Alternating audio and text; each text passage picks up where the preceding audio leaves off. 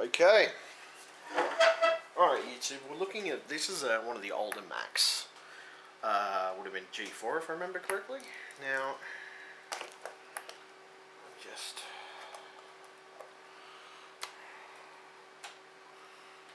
I should be able to pull that battery up, logically.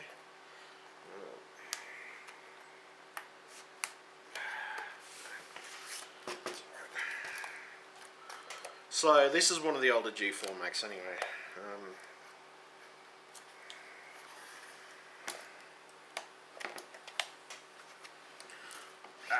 Get the damn battery out.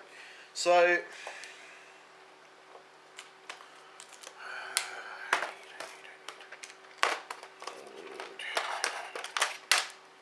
tool for the situation.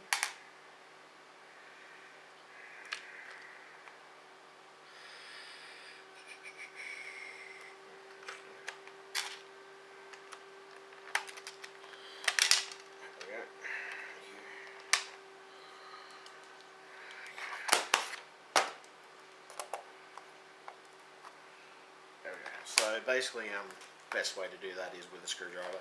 Personally, I'm finding anyway. So this is for a G4 or a 15-inch PowerBook G4 or a chargeable battery. Now,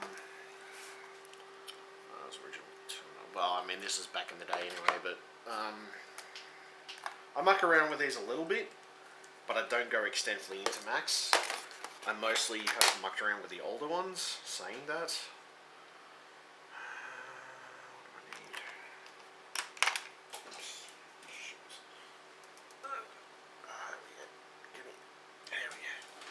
Alright, so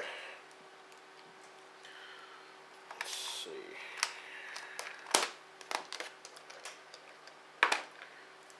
So this is one of the G4 Power titanium models that you may remember from a while back. I was going to take it apart, to be honest, because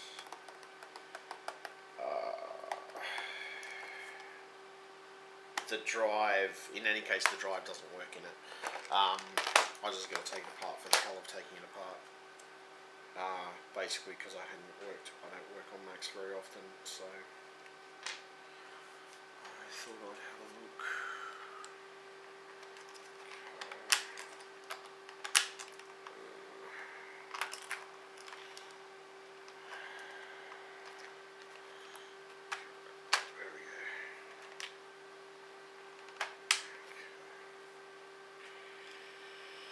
So, this is a G4 anyway, it's a 15-inch PowerBook G4 with a chargeable battery.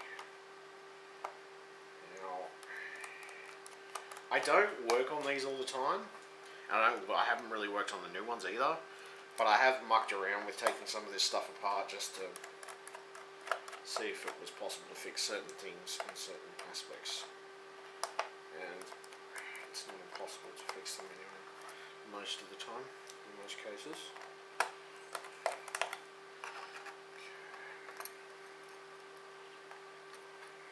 Try to place your screws in a good accessible area.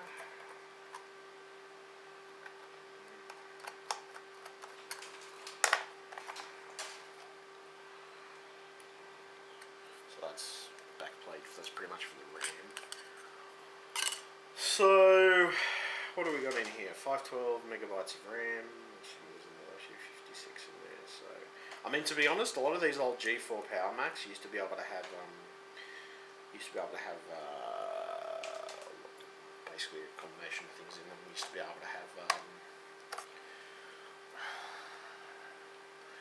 to have, well, you still can do it. I mean, now it's more the case, but even when the G4 was around, it was still using DDR-RAM, or the original DDR-RAM, which this was DDR 2700, which is 512. The other one is, well, how big is the other one? The other one's 512 as well. So it's got 512, it's got 1 gigabyte in it, basically. So, I mean, the thing that I found with Macs is that accessing stuff is not always easy. Especially when it comes to accessing the parts in it. A lot of it requires you to take the entire case, whether it be this part or this entire thing off, and then that gets you access to the whole guts of the machine pretty much. I just thought I'd show you some examples of what the older modern machines would be like. I don't know about the modern machines. I haven't actually had a look at a modern PowerBook, but I mean, I'd assume it'd be the same sort of configuration. It'd be more of a closed-off system, basically. So it'd be more along the lines of, 15-inch PowerBook G4 rechargeable battery. So I mean, like, it's got no charge at all, but that's fine. But like, I mean, especially considering what goes into these and what the detailed work that does go into them when they're taking them apart, or whether they're taking them apart or whether they're putting them back together. A lot of these are fantastically molded together so well that it's almost impossible sometimes to take certain parts of them and certain things apart. It's not completely impossible, and I mean, don't get me wrong, I mean, if I actually probably had a training manual, I probably wouldn't have a problem with it, but I mean, just going off the straight bat from you taking apart without prior knowledge of what was in the machine, it's not always easy. So yeah.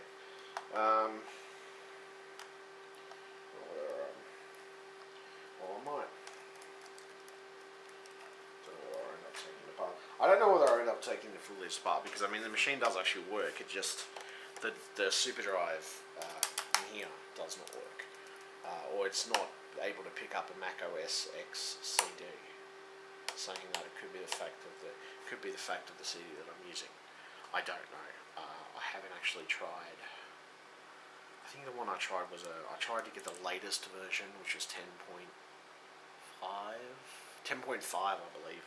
10.5, 10.1, 10.1, no, 10.5.0 or something like that I wanted to see if it would actually work. I think the maximum that the G4s could go up to was that 10.5.5. I mean, as a machine, Macs are reliable, don't get me wrong, but I mean, now they're building them out of basically the same component. I mean, when they were building, the original ones they were building, these G4s were using an IBM processor originally, which it just wasn't a bad processor, don't get me wrong, but it wasn't, I don't know, sometimes I can understand them charging a little more for things, but I mean, these days they're still charging a fair amount for their hardware, and it's basically the same as a PC, so what's the point?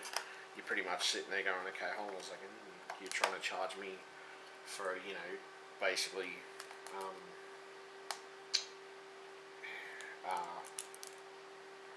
are you trying to charge me for the hardware, or trying to charge me with the same hardware that I could buy in a PC for 10 times cheaper, basically? I mean, fuck. I'm sorry, but that's a little stupid in my opinion, especially with that type of stuff. Like, what the hell?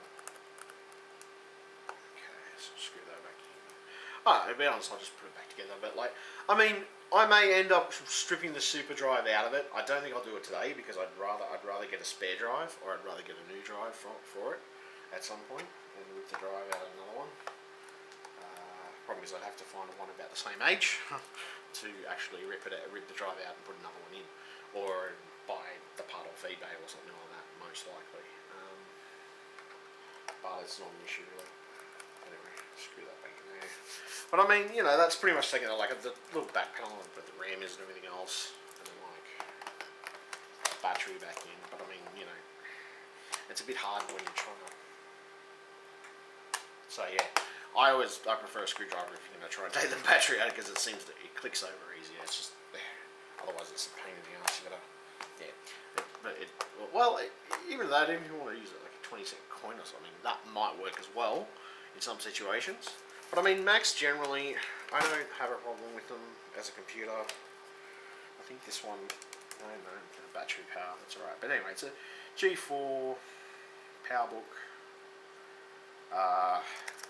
When I did have it running on, I had it running on Linux, I believe. It was running okay, it was running nicely. The only thing I could find is that when I tried to use the super drive to install,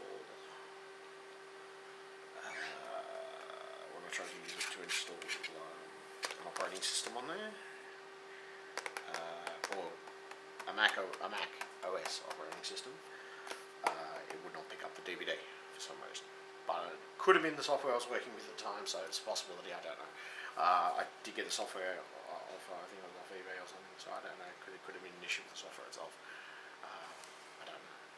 But yeah, I'm just going to assume on that one, but I don't know. Anyway, but I mean, as a computer, they're not too bad. They're pretty sturdy. They're pretty tough.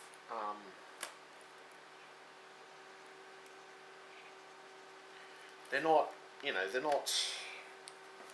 not the worst computer to have, and I mean, they're not perfect, but they, you know, they go through their trials and tribulations. And I mean, they are a hefty computer. You can probably whack somebody over the head with this and probably kill them. But I mean, they are a pretty hefty computer. They are a pretty nice, sleek computer in the sense of things. I don't know. I might end up refurbishing this. I don't know. I might end up selling it on. I don't know. At this point, it's a decision that I haven't come to yet. So I will work out exactly what I'm planning to do with it. Yeah, but anyway, I mean, that's just Macs in general. I mean, they are a sleek computer. They're designed to look. Their aesthetic value is very high. But I'll be honest. At the moment, there's no real difference between PC hardware. The only difference between Mac is that Mac looks better and Mac has more aesthetic value. But in the sense of hardware, it's the exact same hardware that goes into a PC or a tower. So, yeah. Anyway, thank you very much, YouTube. I just thought I'd give you this little quick sort of run through sort of thing of combination of this combined and, you know, just showing you the you know, Macintoshes in general. But yeah. Anyway, thank you very much. Okay, bye, YouTube.